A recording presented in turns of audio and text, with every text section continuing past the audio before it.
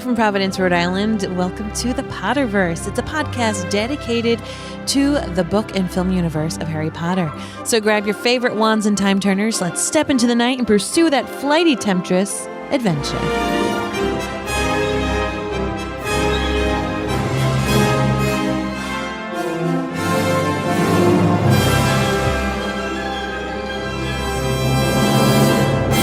And welcome back. My name is Mary Larson. My name is Blake, and guess what, ladies and gents? Chicka butt. Today's my birthday. Guess what, chicka butt? Today is your birthday. is my birthday, and there was only a few things that I wanted to do today.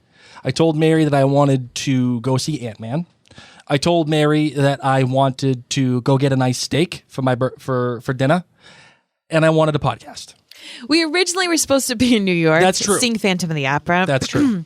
But we have not been well, and going to New York and all the traveling and all that kind of stuff probably would have taxed our bodies a little too much. Yeah. So we're just going to stay home and use less energy for this birthday weekend. But we are making all of Blake's birthday wishes come true. That's right. So I can't wait. I haven't gotten my steak yet, but I seen Ant-Man, and I'm about to podcast. Well, I am podcasting, so I am excited about that.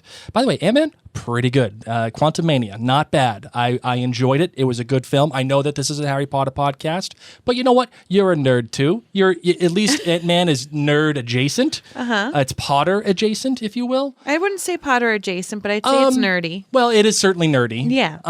So I imagine you probably want to go see it too. I would recommend it. Definitely go see it in IMAX if that's the case. But yeah, today is my birthday, and I wanted the podcast, and we figured we'd podcast about Potter. So that's that. And as a matter of fact, Marvin, you came up with a great idea. Oh, thank you. You came up with a fantastic idea, one that I had not yet thought of. And, well, you know what? I'm in on it. And as a matter of fact, if I like it that much, if it turns out to be that good, I might even do this for every last chapter going forward. Okay. So, would you care to explain what you'd like to do? So we're going to read the last chapter of the book and do commentary as it's read. So it's like you get to hear the last chapter all over again, but with us butting in. Yes. Constantly. Totally ruining your experience. So right. Yes, we're gonna read the chapter. We're gonna comment on it as we read, and that is that. So, Marvin, do you want to tell us what chapter we're reading today? 37, the beginning. All right, let's get into it. I solemnly swear that I'm up to no good.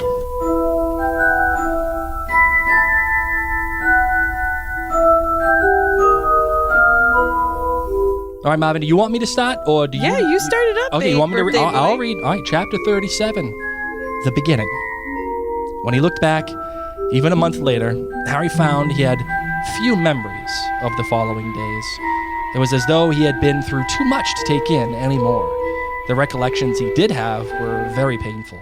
The worst, perhaps, was the meeting with the Diggories that took place following morning. They did not blame him for what had happened. On the contrary, but thanked him for returning Cedric's body to them. Mr. Diggory sobbed through most of the interview. That's my boy! That's my son! Mrs. Diggory's grief seemed to be beyond tears. He suffered very little then, she said, when Harry had told her how Cedric had died. And after all, Amos, he had died when he'd won the tournament. He must have been happy. Let's stop for that. Okay, what a sin that they cut Mrs. Diggory out of the movie. Yeah. Yes, we just got the sobbing Mr. Diggory. But Mrs. Diggory is so sad that she's beyond tears and is able to say, after all, he died just when he'd won. He must have been happy. Oh, Mrs. Diggory. Oh, Mrs. Diggory. You know what? The funny thing is, Mary, she's concerned about him winning. No. No. Hold on. She's trying to cheer her husband up. I know. But there's a little bit of something there. You know what? That He is the died when he Slytherin won. of you. That's Died the when he won. Slytherin in you. You know, we would all, gosh, I'm not even going to get into that because, it's so sad. All right. When they had got to their feet, she looked down at Harry and said, "You look after yourself now." Pause now. Oh my goodness. Okay. Okay. This is your one kid. I kind of sneakily hoped when I read this book that the Diggories would almost take care of Harry. Yeah. Check in on him. They lost their son. He's an orphan. His parents were killed by Voldemort.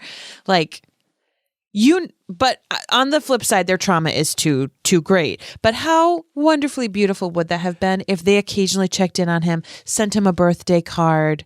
Yes. You know, like we both lost people close to us at the hands of Voldemort. I don't remember this. I don't remember their involvement at all going forward in the books. So, and mind you, I don't blame them. Oh, no, I don't blame them. They lost their only child in a traumatic way. There's no reason for them to revisit Hogwarts or kids or Harry Potter. I think that would have been a nice touch if the author had done something like that. Not necessarily like, oh, we're going to take you in as our pseudo son. Yeah. But at least have little things that the Diggories would send Harry every year. Like next year when there's all that bad stuff happening in the Daily Prophet, if they would send him an owl.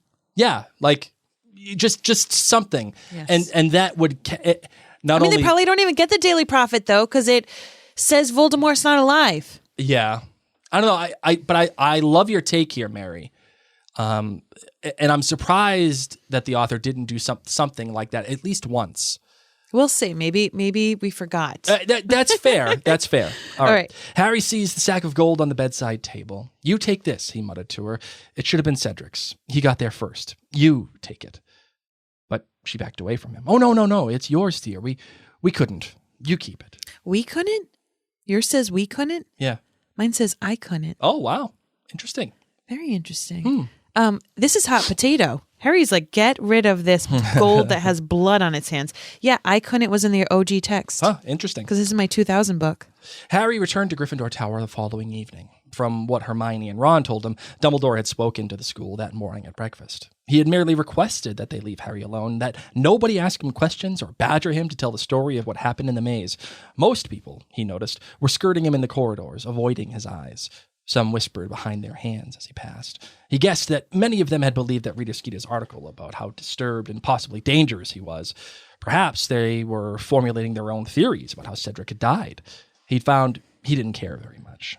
He liked it best when he was with Ron and Hermione, and they were talking about other things, or else letting him sit in silence while they played chess.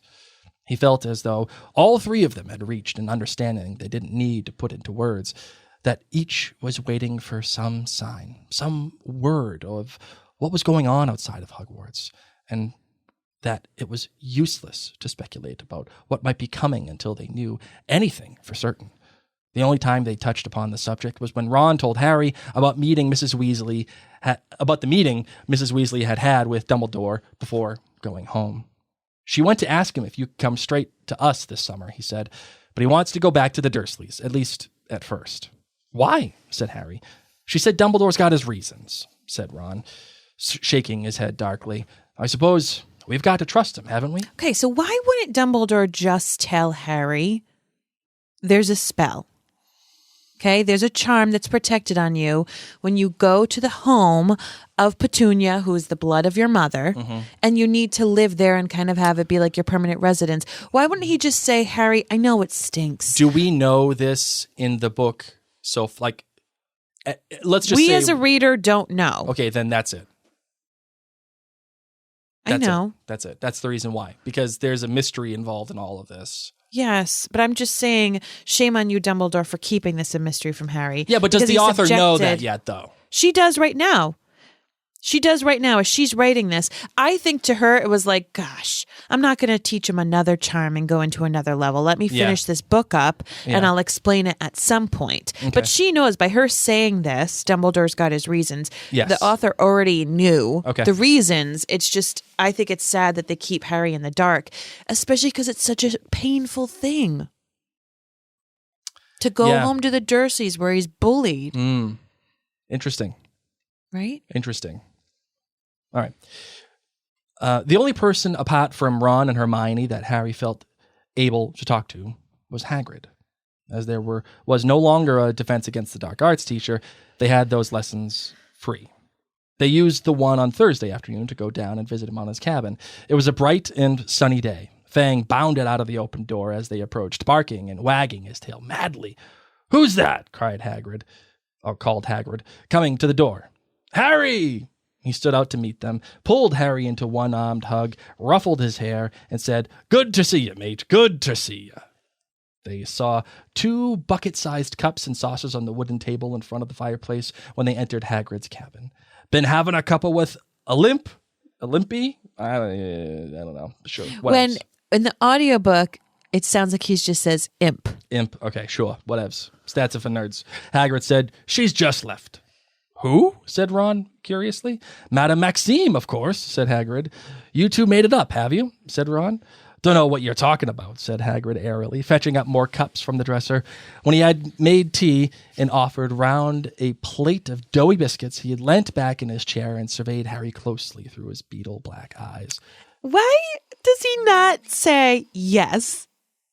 Like, he doesn't have to go into details of their romance and their canoodling, but just...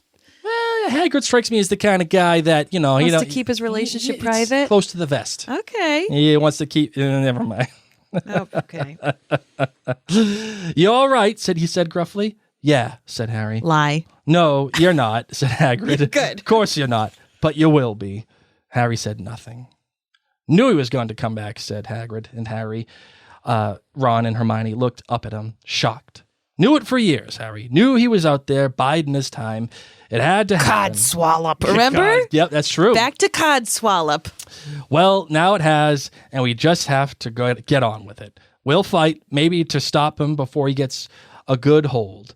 That's Dumbledore's plan anyway. Great man, Dumbledore. As long as we've got him, I'm not too worried. Oh, the foreshadowing. Oh, but how will this be, Hagrid? Hagrid raised his bushy eyebrows at the disbelieving expressions on their faces. No good sitting worrying about it, he said. What's coming will come. I always have a wicked hard time reading the Hagrid. I don't think it as do we all, Blake. Drives me bananas. What's coming will come, and we'll meet it when it does, Dumbledore told me. Well, you did, Harry. Hagrid's chest swelled as he looked at Harry. You did as much as your father would have done, and I can't give you no higher praise than that. No, his father would have just laid down and died. I'm upset that he didn't say your parents.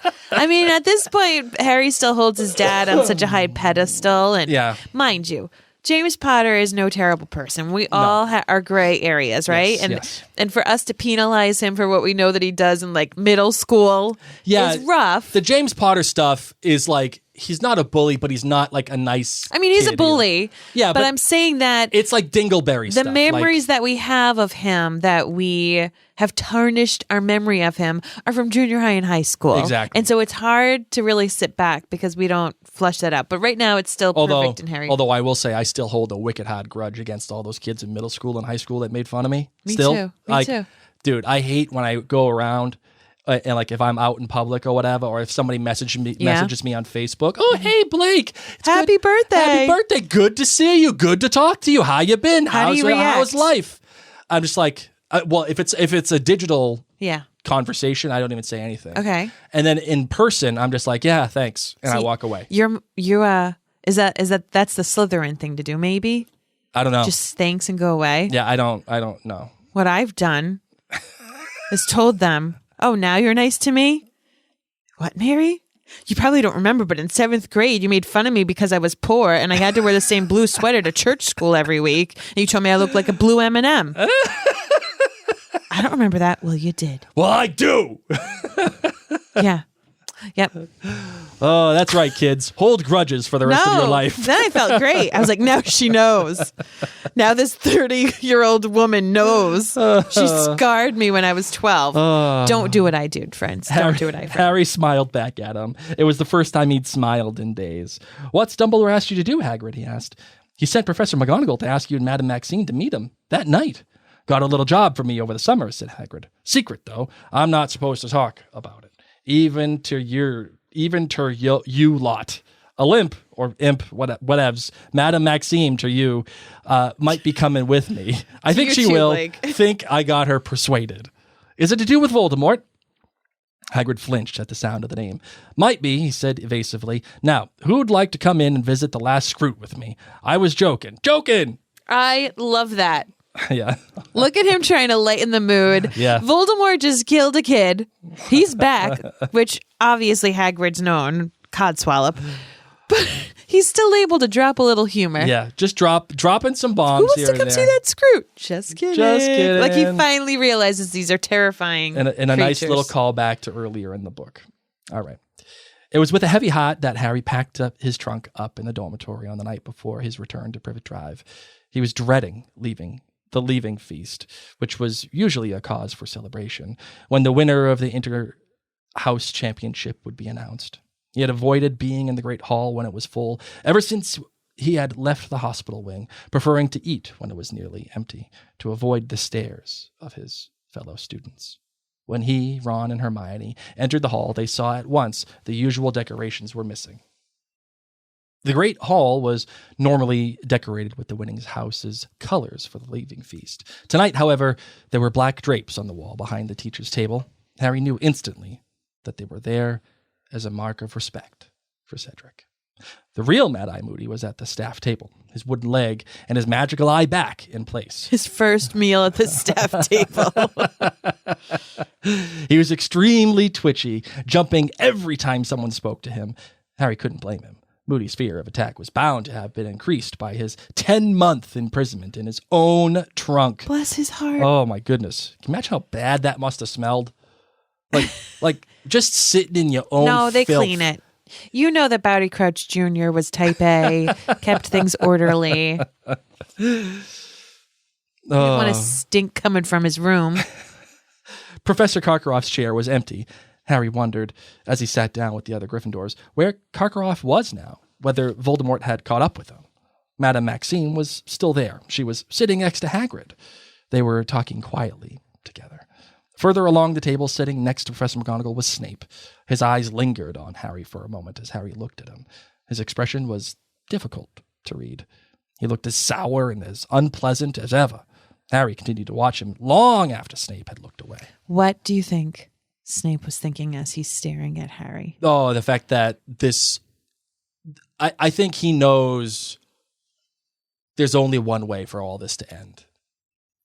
And his role in it is going to be a big one. Like, as much as he had promised that he'd watch Harry, whatever, like, now there's no turning back. Like, that's what I would think. I took it as I'm looking at Lily's eyes because the person who murdered Lily is back. And I need to see those eyes to get me revved up to do what I need to do. Yeah, well, yeah, it's like to keep you motivated. Yeah. To keep you, I saw it as like, I need to look in these eyes. Yep. And the sour is that like grief. Yeah. But yes, mixed emotions. Yeah, I think part of that, like I think what I was saying, Mary, I think what you just said is inferred in that. Yes. Like the sourness of it all. I just went to the more romantic angle. No, you did the right thing. you absolutely did the right thing. What was it that Snape? But Harry continued to watch Snape. Harry's like, oh, no. I saw your dark mark, and I don't know the inner workings. He's probably a little biffed, as we're going to see in the next book. Sure. How do I not get told these secret plans? I'm the one that has defeated Voldemort now twice. Okay, continue. What was it that Snape had done on Dumbledore's orders that night and Voldemort had returned? And why was Dumbledore so convinced that Snape was truly on their side? I love this. Love this. Because we just got confirmation from Dumbledore that all is well, like in terms of Snape, that he trusts Snape, that Snape is doing a thing for Dumbledore, that it's a secret that nobody, it's so much of a secret that nobody else can know. And Snape knows that what he is doing, at least from his reaction to the thing, is that it's very serious. Like and not Sirius Black, but it's very serious. We know, Blake. Yet, here is the author, through the eyes of Harry, still casting doubt on Snape. This is masterful.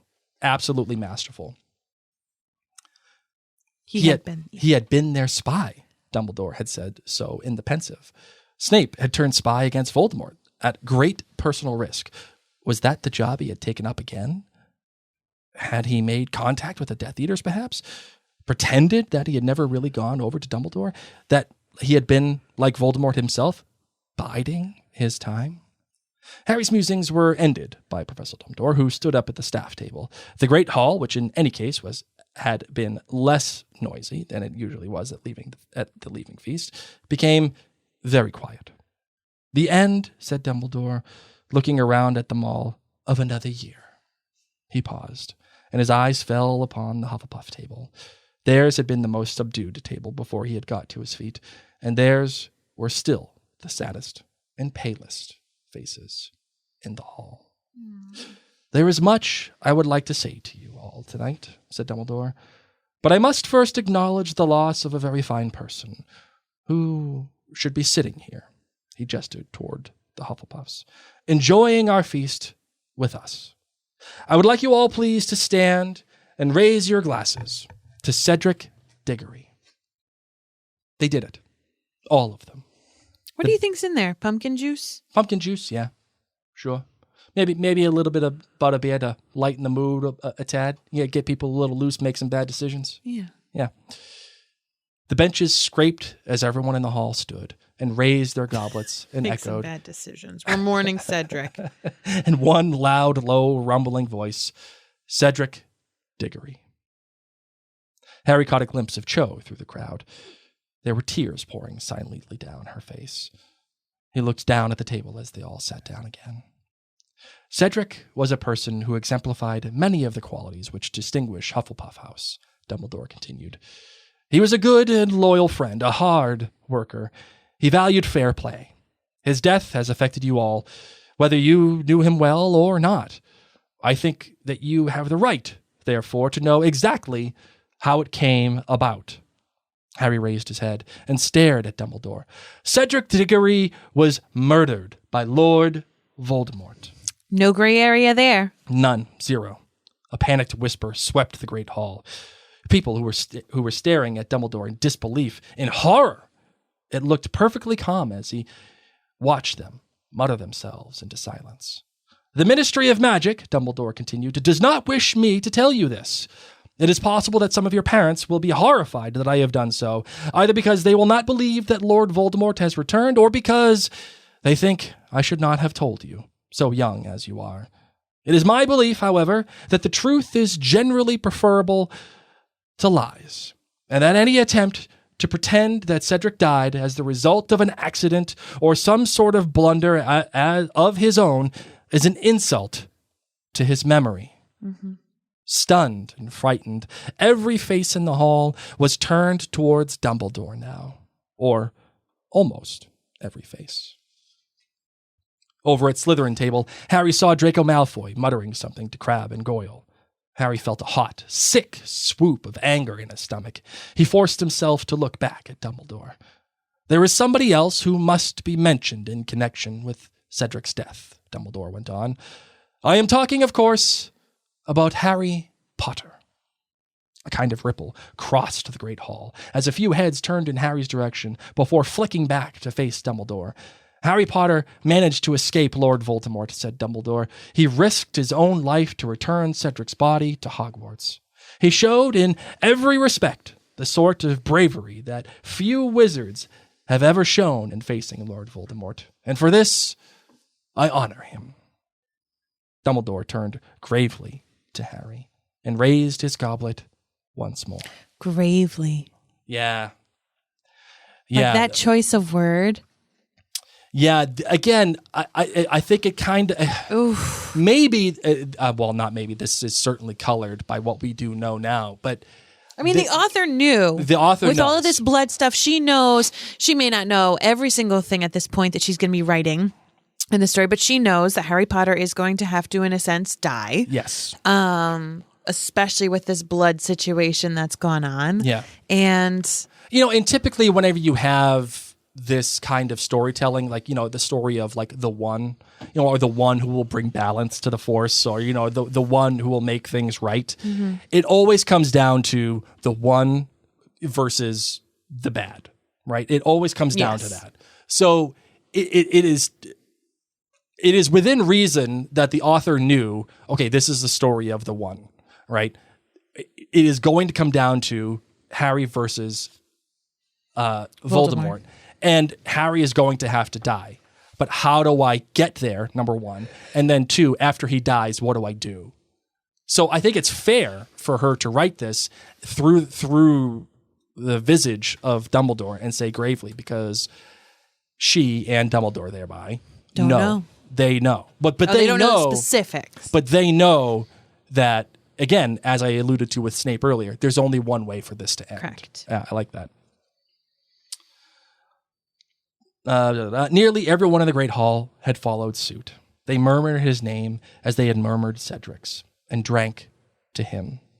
But through a gap in the standing figures, Harry saw that Malfoy, Crabbe, Goyle, and many of the other Slytherins had remained defiantly in their seats, their goblets untouched. Dumbledore, who, after all, possessed no magical eye, did not see them. I don't know why the author had that. Is it... To me, that's through Harry's lens. Like, Harry wants Dumbledore to notice that they're not picking up their glasses. That Harry's like, look at them. Yeah, and they're on Voldemort's side. Yeah, and it's also, again, knowing where this is going. This is also, I think, a foreshadowing moment, which is pointing to the eventual conflict between Draco and Harry. Yes. And what Draco has to do in service of Lord Voldemort. But to me, what's interesting is I could see these boys and these Slytherins having a problem if Harry came out with all of their names already. Mm-hmm. Malfoy, Crabbe, Goyle, to the press, to whomever, saying, obviously these people's Death Eaters showed up. But he hadn't done that yet. So I just think that's very interesting that already, maybe these boys were contacted by their parents and they said, whatever you do, stay away from that Potter boy. He's bad news. But I just find it quite interesting. But yeah, I love this bit because even though it's not from Harry's perspective, it is. Yeah. He wishes Dumbledore could see that they're being not reasonable. Well, because otherwise, if there wasn't that kind of slant, it wouldn't have been any mention about Dumbledore not having a magical eye. Yeah. When everyone had once again resumed their seats, Dumbledore continued, the Triwizard Tournament's aim was to further and promote magical understanding.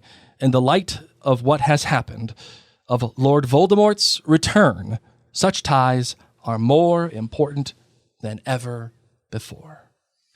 Dumbledore looked from Madame Maxine and Hagrid to Fleur Delacour and her fellow Beauxbaton students, to Victor Crumb and the Durmstrangs at the Slytherin table. Crumb, Harry saw, looked wary, almost frightened, as though he had expected Dumbledore to say something harsh.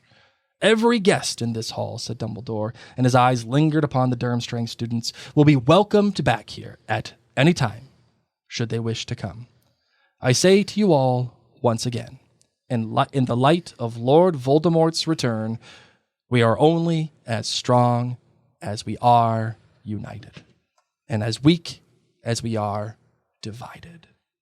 Lord Voldemort's gift for spreading discord and enmity is very great. We can fight it only by showing an equally strong bond of friendship and trust. Differences of habit and language are nothing at all if our aims are identical and our hearts are open. It is my belief, and never have I hoped that I am mistaken, that we are all facing dark and difficult times. Some of you in this hall have already suffered directly at the hands of Lord Voldemort. Many of your families have been torn asunder. A week ago, a student was taken from our midst. Remember, Cedric. Remember, if the time should come when you have to make a choice between what is right and what is easy, remember what happened to a boy who was good and kind and brave, because he strayed across the path of Lord Voldemort. Remember, Cedric Diggory. Okay, so can I stop? So sweet, right? Remember, Cedric. But I actually don't really get the gist of the rest of what he says here. So when you have to make the choice between where is it? Where's exactly what he says?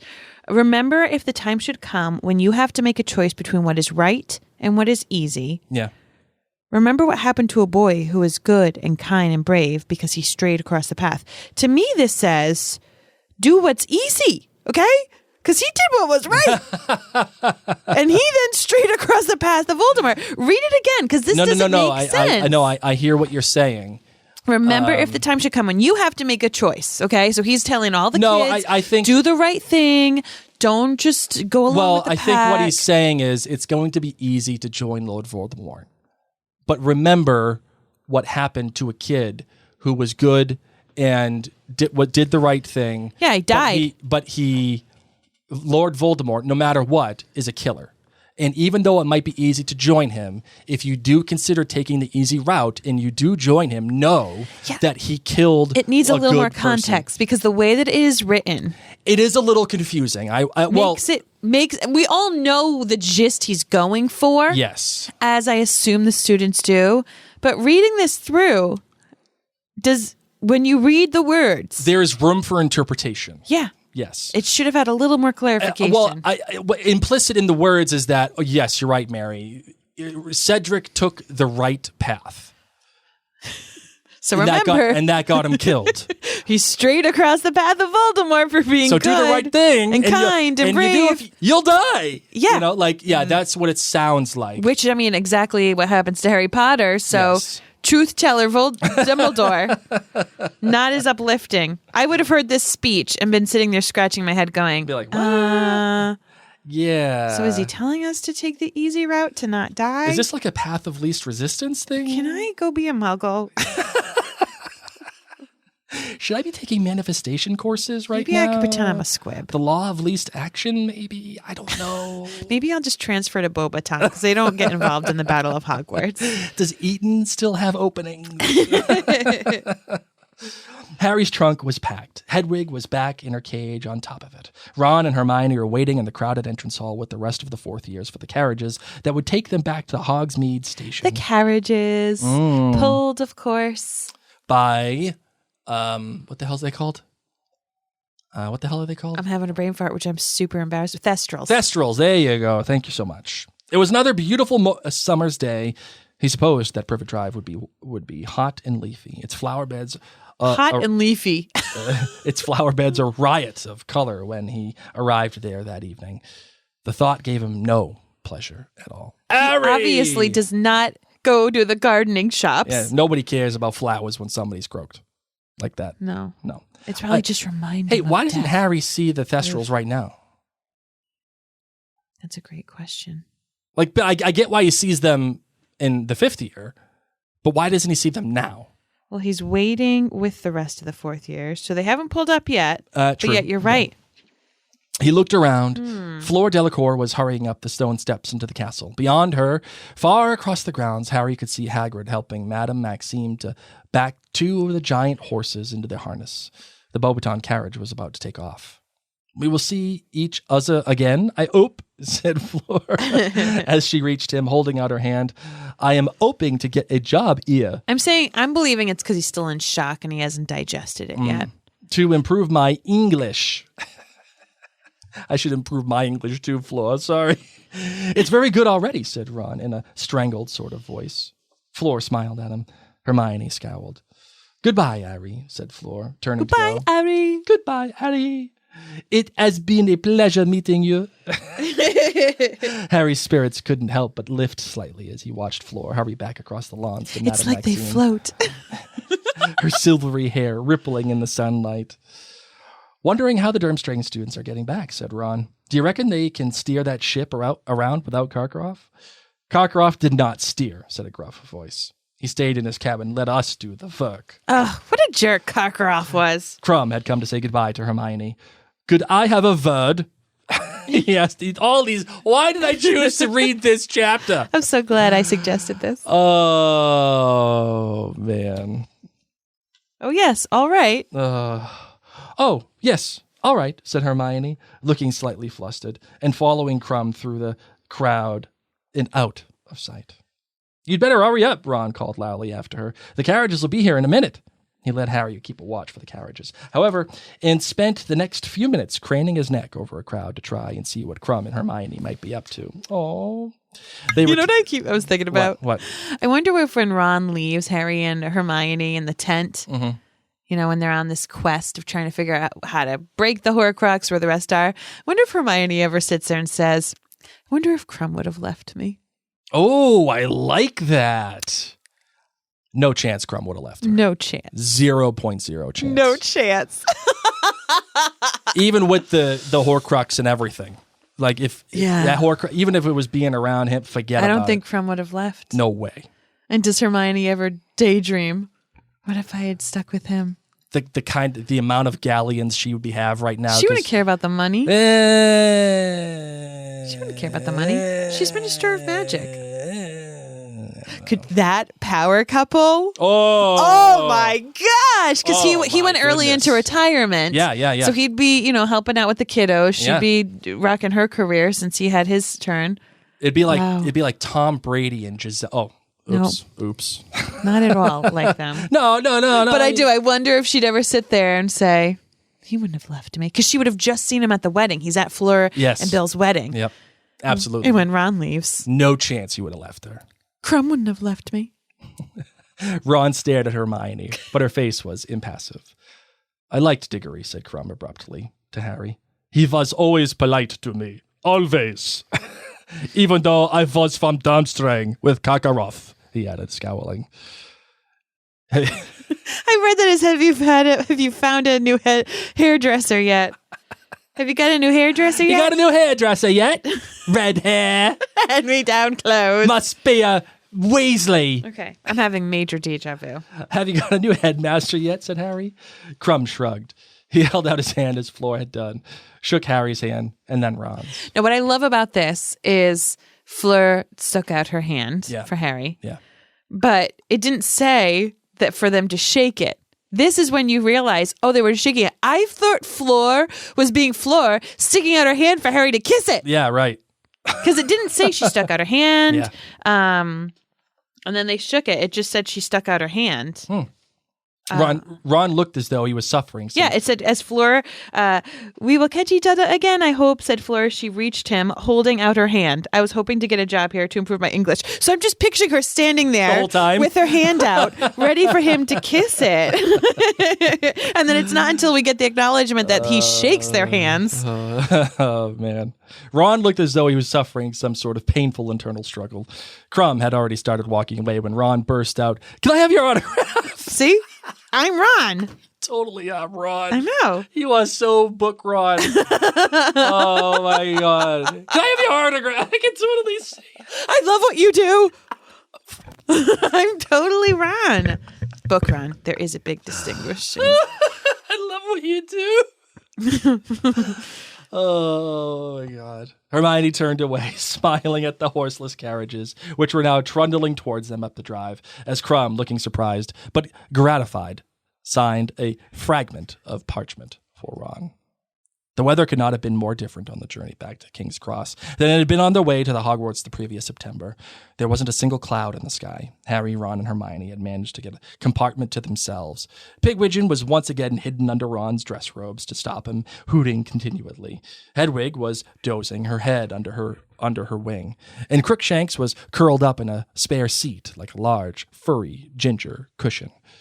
Harry, Ron, and Hermione talked more fully and freely than they had done all week as the train had sped them southwards.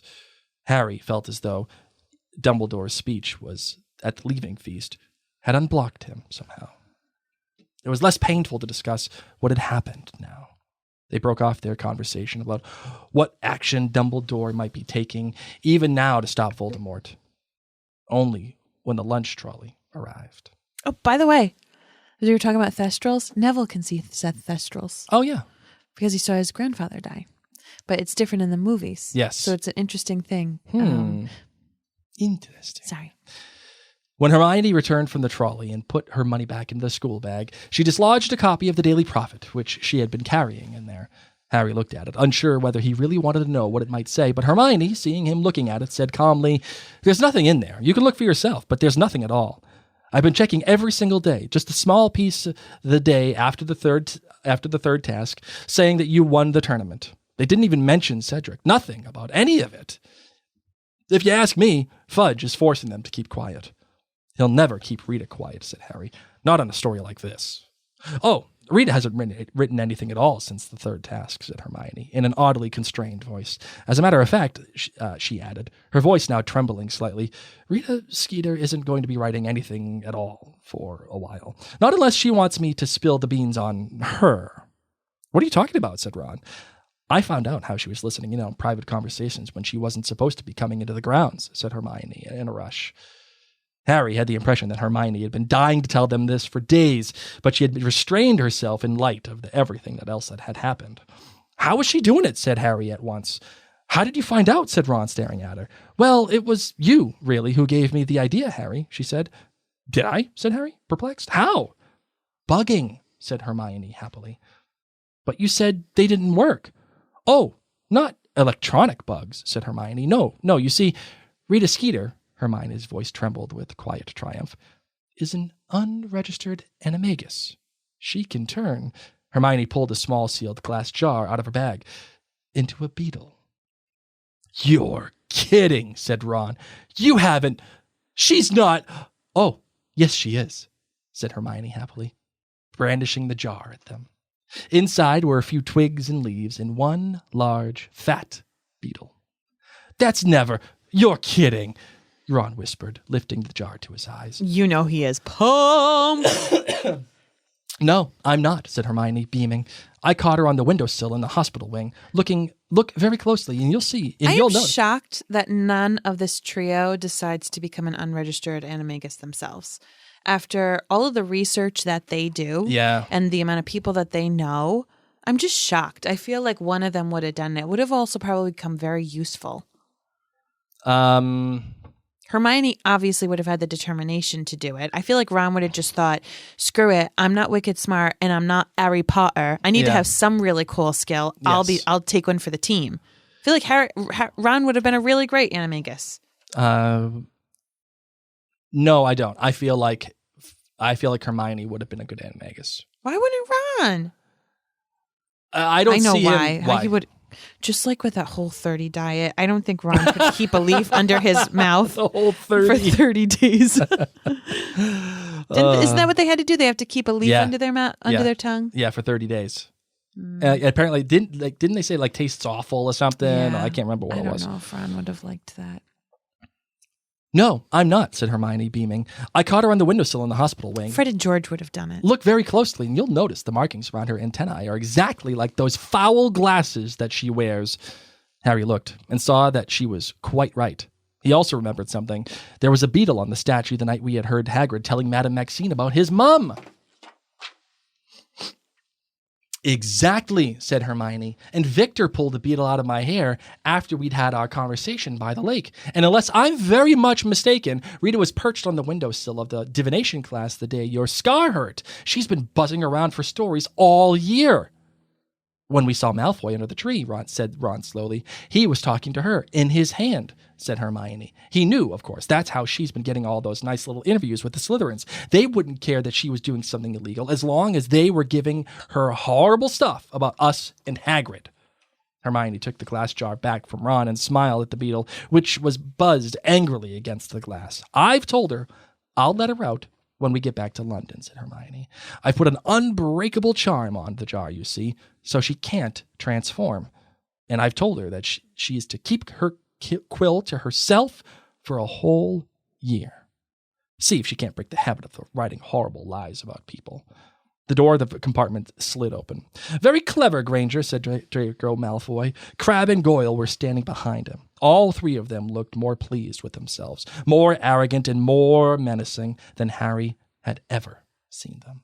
"So," said Malfoy slowly, advancing slightly into the compartment and looking around at them, a smirk quivering on his lips, "you caught some pathetic reporter and Potter's Dumbledore's favorite boy again. Big deal." His smirk widened. Crabbe and Goyle leered. "Trying not to think about it, are we?" said Malfoy softly, looking around at all three of them. "Trying to pretend it hasn't happened?" "Get out," said Harry. He had not been near Malfoy since he watched him muttering to Crabbe and Goyle during Dumbledore's speech about Cedric. He could feel a kind of ringing in his ears. His hand gripped his wand under his robes. "You've picked the losing side, Potter. I warned you. I told you ought to choose your company more carefully. Remember? When we met on the train, first day at Hogwarts, I told you not to hang around with riffraff like this." He jerked his head at Ron and Hermione. "Too late now, Potter. They'll be the first to go, now that the Dark Lord's back. Mudbloods and Muggle lovers first. Well, second. Diggory was the and it was as though somebody exploded a box of fireworks within the compartment. Blinded by the blaze of spells that had blasted from every direction, deafened by a series of bangs, Harry blinked and looked down at the floor. Malfoy, Crabbe, and Goyle were all lying unconscious in the doorway. He, Ron, and Hermione were on their feet, all three of them having used a different hex. Nor were they the only ones to have done so. "Thought we'd see what those three were up to," said Fred matter-of-factly, stepping onto Goyle and into the compartment. He had his wand out, and so did George, and was careful to tread on Malfoy as he followed Fred inside. "Interesting effect," said George, looking down at Crabbe. "Who used the Furnunculus curse?" "Me," said Harry. "Odd," said George lightly. "I used jelly legs." I love this. I love this part so much. Because this is totally what Mary would do. What would I do? The whole thing, just like not listening to Crabbe and Goyle and Malfoy. Just and goodbye. Just Furnunculus. Yeah, like just dropping jelly legs, hexes and jelly legs, and that's how we roll as Dumbledore's man. That is a guarantee. We're not here to talk things out. You're being mean. "Odd," goodbye, said George lightly. "I used jelly legs. Looks as though those two shouldn't be mixed." He seems to have sprouted little tentacles all over his face. "Well, let's not leave them there, shall we? They don't add much to the decor." Ron, Harry, and George kicked, rolled, and pushed the unconscious Malfoy, Crabbe, and Goyle, each of whom looked distinctly the worse for the jumble of jinxes with which they had been hit, out of the corridor, then came back into the compartment and rolled the door shut. "Exploding snap, anyone?" said Fred, pulling out a pack of cards. They were halfway through their fifth game when Harry decided to ask them.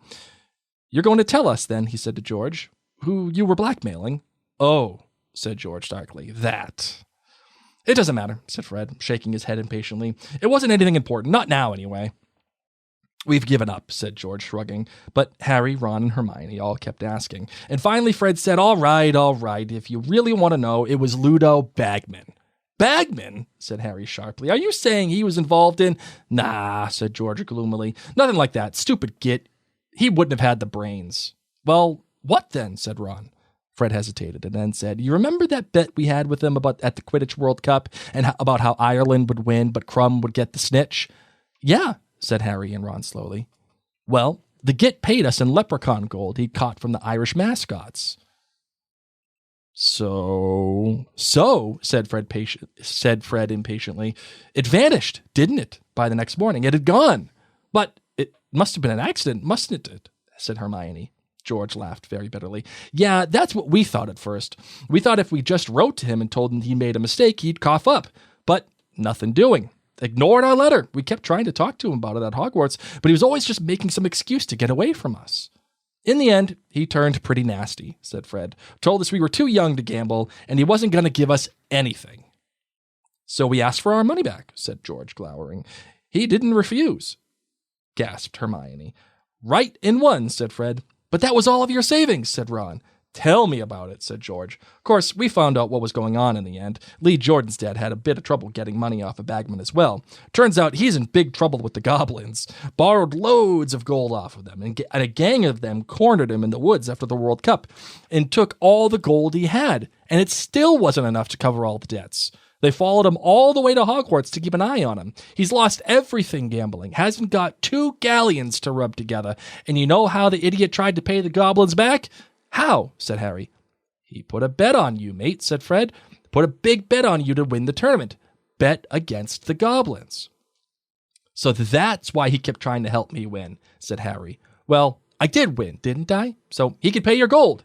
"Nope," said George, shaking his head. "The goblins play as dirty as him. They say you drew with Diggory, and Bagman wasn't betting you'd win outright. So Bagman had to run for it." Shady. "He made a run for it right after the third task." George sighed deeply and started dealing out the cards again. The rest of the journey passed pleasantly enough. Harry wished it could have gone all summer. In fact, and that he would never arrive at King's Cross. But as he had learnt the hard way that year, time will not slow down when something unpleasant lies ahead, and all too soon the Hogwarts Express was slowing down at the platform 9 3/4. The usual confusion and noise filled the corridors as students began to disembark. Ron and Hermione struggled out past Malfoy. Can I just say, I am shocked that like half the student body didn't immediately go home after this tragedy. Yeah. You would think that that would be the end. I mean, probably there were loads of parents there anyway, watching the Triwizard Tournament. This is such a rare thing. If that were me, I'd take my kid right home. See you later. All right. Cedric Diggory died. Yep. We're going to let this all blow over. All set. My kid doesn't need this trauma. He's 11. Yep. Right? I'm only in the 3rd grade. Get those owls from little, oh gosh, what's his name? The little kid with the camera who we love Colin. so dearly. Yeah, little Colin. Yeah, little Colin McCreavy. Hey, Mom. There. Hey, guess who died? This kid who was really nice to me died. And then Dumbledore said that Voldemort's back. It's kind of scary here. And then he was trying to tell us to take the easy route, but maybe not. But that means you're dead? Remember, or don't die? I don't know, Mom. I was kind of confused. But it's great because now I don't have Defense Against the Dark Arts classes. It's just a free period now. I can do whatever I I want. just color or write in my journal. Come get me. I'm scared. Oh, man. Ron, Hermione struggled out past no letter went home? I feel like do the Dursleys not get a letter as the guardians of Harry Potter? You would think that they would get a letter, but just so you know, there's no chance kid they died. opened it. There's no chance they opened it. Oh, because it came from owls. Yeah, so that'd be it. They'd be like, yeah, okay. Owls! Sure. Right? No posts on Sundays. Ron and Hermione struggled out past Malfoy, Crabbe, and Goyle, carrying their trunks. Harry, however, stayed put. Fred, George, wait a moment. The twins turned. Harry pulled open his trunk and drew out his Triwizard winnings. Take it, he said, and he thrust the sack into George's hand. What? Said Fred, looking flabbergasted. Take it, Harry repeated firmly. I don't want it. You're mental, said George, trying to push it back at Harry. No, I'm not, said Harry. You take it and get inventing. It's for the joke shop. He is mental, Fred said in an almost awed voice. Listen, said Harry firmly. If you don't take it, I'm throwing it down the drain. Harry has tried to get this money away from him. Oh, I know, so many much. times. It's blood money to him. He is just all set. And he doesn't need it. Yeah, right. And I love what he does here. I don't want it, and I don't need it. But I could do with a few laughs. We could all do with a few laughs. I've got a feeling we're going to need them more than usual before long. Mm-hmm. Harry, said George weakly, weighing the money bag in his hands, there's got to be 1,000 galleons here. Yeah, said Harry, grinning. Think how many canary creams that is. The twins just stared at him. Just don't tell your mum where you got it, although she might not be so keen for you to join the ministry anymore, come to think of it. Harry, Fred began, but Harry pulled out his wand. Look, he said flatly, take it or I'll hex you. I know some good ones now. Just do me one favor, okay? Buy Ron some different dress robes and say they're from you. He left the compartment before they could say another word, stepping over Malfoy, Crabbe, and Goyle, who were still lying on the floor covered in hex marks. Uncle Vernon was waiting beyond the barrier. Mrs. Weasley was close by him. She hugged Harry very tightly when she saw him and whispered in his ear, I think Dumbledore will let you come to us later in the summer. Keep in touch, Harry. See ya, Harry. Keep in touch, please. Oh, and then knowing what happens this summer, how they just completely... Like, they send him stuff, right? No, No, because the Dumbledore tells them not to don't go. tell him stuff about the Order of the Phoenix. Yes. So it's not like Dobby's holding his post like he did years before. Right. They're just Harry not is doing now it. going to go through significant mourning and not hear from his friends at the same time. And then we get the best Harry, which is emo Harry. Blake's favorite. See ya, Harry, said Ron, clapping him on the back. Bye, Harry, said Hermione, and she did something she had never done before and kissed him on the cheek. Harry, thanks, George muttered, and Fred nodded fervently at his side. Harry winked at them, turned to Uncle Vernon, and followed him silently from the station. There was no point worrying yet, he told himself, as he got into the back of the Dursleys' car. As Hagrid had said, what would come, and he would have to meet it when it did. The end. So the first thing that pops in my brain after reading that is how many Hermione and Harry shippers were freaking out when Hermione gives Harry a kiss on the cheek. Oh, everybody. But mind you, we've also now gone through this story where we're seeing the Ron-Hermione romance blossom. Yes. So you've gone this whole entire time being told Ron's hankering for a hunk of Hermione. Yes.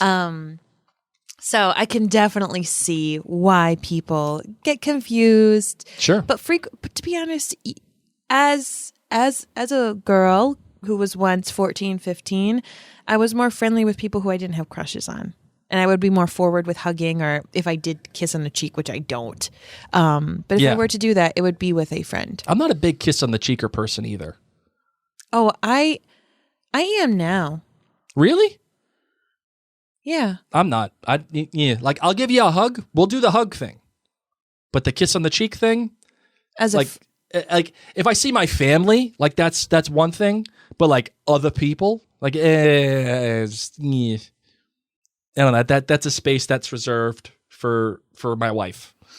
I appreciate that. We're also like tough New England Americans. Yeah, that's true. Good point. Don't touch me. Don't touch me. I don't need to be touched.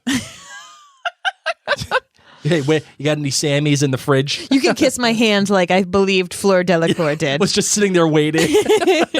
Hand out. Yes. All right, Marvin. You got anything else that you would like to say about this chapter, about this book? This book is just lovely. And this, of course, I should be asking that of you, Blake, because this was your first time ever reading The Goblet of Fire, and now you've finished it. So what are your thoughts? Inquiring minds want to know.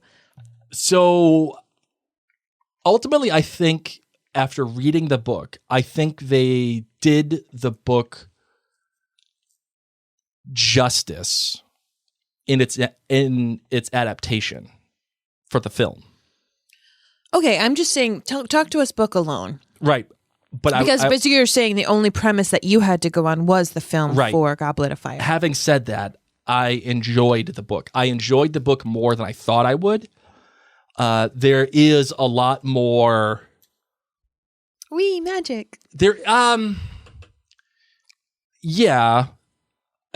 To me, this feels like two different books.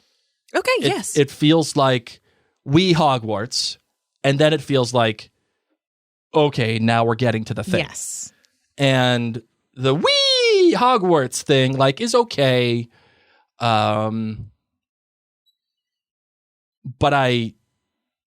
we just watched Ant-Man, as we had mentioned earlier, right? And all the stuff with Ant-Man, the Quantumania, it was good. But I feel like it was two different movies. Agreed. It was the Quantum World stuff, which reminds me a lot of Naboo. Yes, it's very Naboo. Which was great. I loved when you made that comment after. I asked Mary, hey, did you like the film? She goes, yeah, I did. But it was a little too much Naboo for me. But then the second part of the film was, and this isn't a spoiler, but it was like Kang and what's coming. And it felt like there were two different movies. And this is very much the same for me. Whereas there's like some... I would actually say that Quantumania and Goblet of Fire are very similar in terms of structure and in terms of presentation and the point of the films. Interesting. Right? There's a lot of mythology that's involved in both in terms of the backstory and how people got there, what happened, where the protagonists are in their life. In particular, Harry has already gone through the third book. He's pretty confident in his abilities. He just wanted a normal life. The same thing can be said of Ant-Man, right? He's gone through all the stuff. He helped save the world. He helped do the whole thing, and he wants a normal life now. He just wants to be a dad. And he has his book, and he's moving on with life. And then there are things that are happening that are larger than him that he's now a part of, and he can't escape it. And the same thing happens in this book. And as Quantumania sets the MCU up to go forward, Goblet of Fire does that for Harry Potter. Okay. Yes. You know what I mean? Yes. So it's kind of apropos that we saw that film at the same time that we're ending this book, because they're both long. They're both intense world building. Yeah, absolutely. And I would say that a good quarter of it could probably be edited out, and you'd still get Which is what we get in the movie version. Yeah, and we lose Ludo Bagman entirely. Yeah. Doesn't exist. You lost Cedric's mom. Bless her. So upset she can't even cry. Yeah, you lose Ludo Bagman, you lose the whole betting thing, you lose all of Spew. And that's why I say I think the film did the book justice in terms of its what they could accomplish in a film. and focusing specifically on Harry, right? Agreed. I think that there's some emotional stuff, especially as it relates to the relationship shared between Harry and Moody? Cedric. Oh, yes. Yes. Oh, you mean things that we missed out on. So this is more just you speaking about things that were fleshed out for you a bit more by reading the book for the first time. Yeah, I got a greater appreciation for Cedric in the book than I did in the film. Agreed. In the film, he's dreamy in the film. He's dreamy, and like I don't know. I don't get the sense of how good of a person he was the way that I do in the book. Yes. You know what I mean? And that to me, I think, is a problem because the book does a great job establishing that, yes, these two students were, they were cordial and they were friendly, but not friends. And yes. But by the end of the book, they had come to an understanding and an appreciation of each other, where they could both say, like, let's do this together. Let's both win. Mm-hmm. And like they do it in the film, but it just hits differently in the book. Agreed. But I would say that the film does a better job with the tasks than the book does. They did a fantastic job bringing the tasks to the screen. I agree. They came in and they said, let's make these dragons a big deal.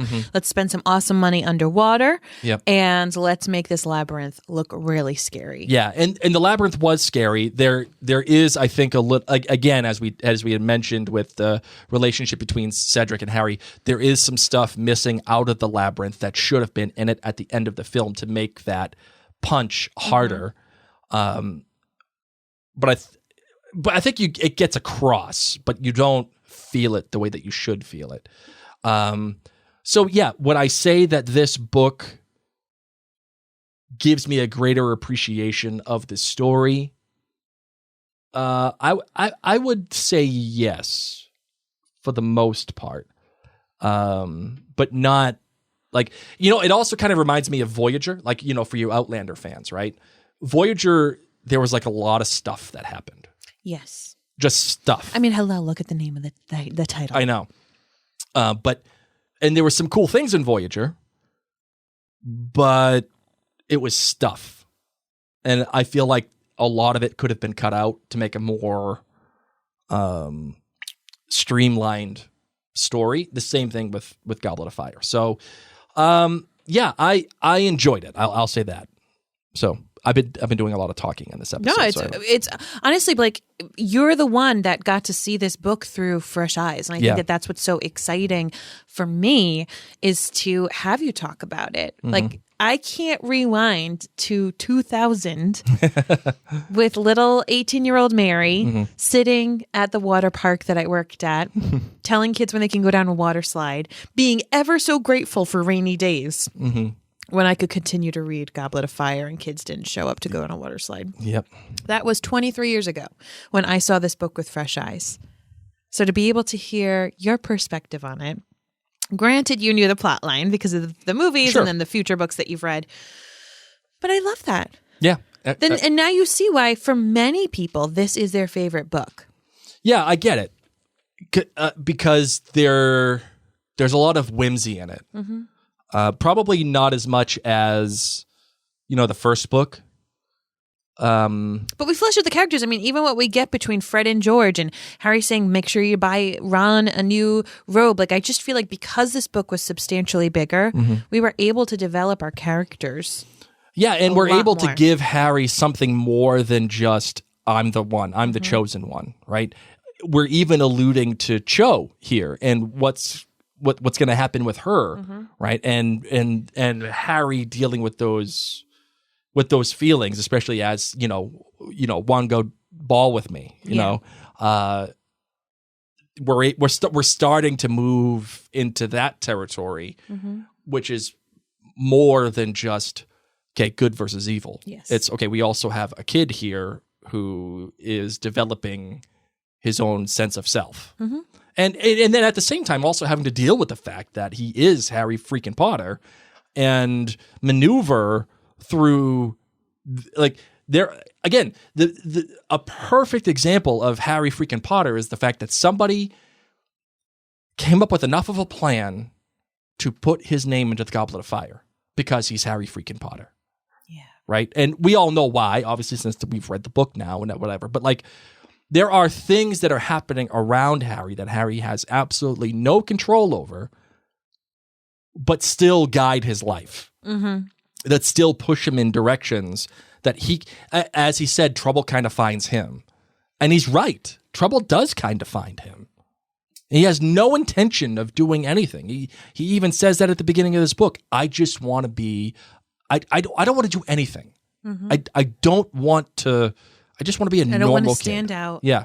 You know, we've talked about it before. When you watch the movies, they were very careful about the colors in which they dressed Harry. Sure. They always dressed him in muted grays and blues, knowing that he as a person would want to just blend in and not stand out. And it's just interesting, you know, to think of those layers of this child. Yeah, and it's I think the story works so well because we do have this child who wants nothing more than to just be a normal kid. And there are two things that are pushing him in the opposite direction that are completely out of his control. One, the mythos behind and the legend of Harry Potter, right? That legend of Harry Potter is something that will always be with him, regardless of whatever he does from now on for the rest of his life. It's like me. Oh, you're Mary from the Road Show. Yes. 13 years ago. No, wait, not 13 years ago. No, not 10, 13. 11. 11 years ago. Yeah. And that's still how people refer to me sometimes. Yep. So that will continually and continuously push Harry in a direction, no matter what. But now, because Voldemort is back, something that runs parallel to that, and maybe not even parallel, but it is going to force the legend of Harry Potter to eventually intersect with the brewing fight that is coming. And we have this trifecta of story elements. We have a kid who just wants nothing more than to be normal against the legend of his own mythos. And then we have the oncoming fight with Voldemort, who is fighting against the legend of Harry Potter. And they're all going to come together at one point. And this all pushes itself naturally. It logically, emotionally, and also in terms of plot and the momentum of our characters are all pushing towards this point, and it's fueling itself. Like, normal Harry is pushing against all of it, but he knows because he is the chosen one. But I am the chosen one, right? And like, there is that moment where he does say that, right? It's because it becomes an acceptance point. And how do you accept it? Are you accepting it to? He's not accepting it fully now. He doesn't fully know. Right, and that is part. Again, that's how all of these things are pushing itself. You know, the author doesn't need to create circumstances to create momentum. Okay. Because the momentum already naturally exists. One of the things that we talk about when it comes to Outlander, Mary, is Diana Gabaldon has to put the Frasers in specific situations in order to create momentum and tension. Because there isn't, for the first 3 books, I think there's a natural tension. There's a natural like She doesn't have to do that, you're saying, for the first 3 books. She doesn't have to for the first 3 books because there's a natural endpoint. But then after that, when Jamie and Claire separate, you know it's going to be bad news. Right. And she's separating them because she has to, right? Unless he comes home with a kitty. Yeah.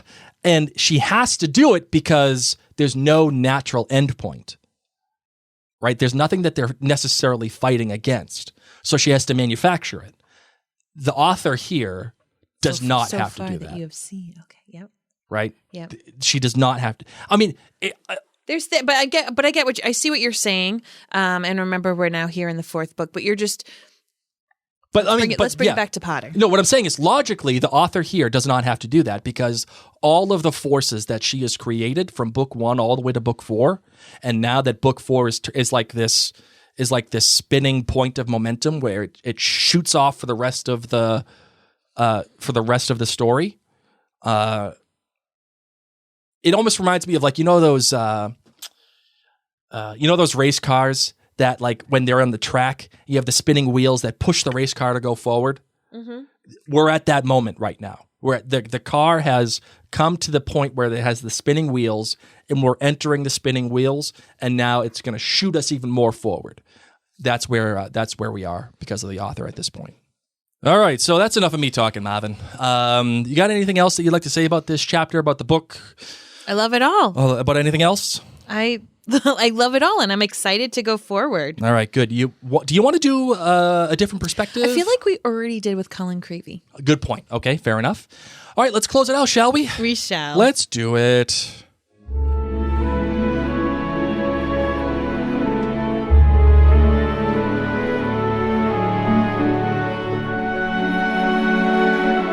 Thank you all so incredibly much for hanging out with us as we have read The Goblet of Fire. Yes. So a couple little things I want to give you a heads up about.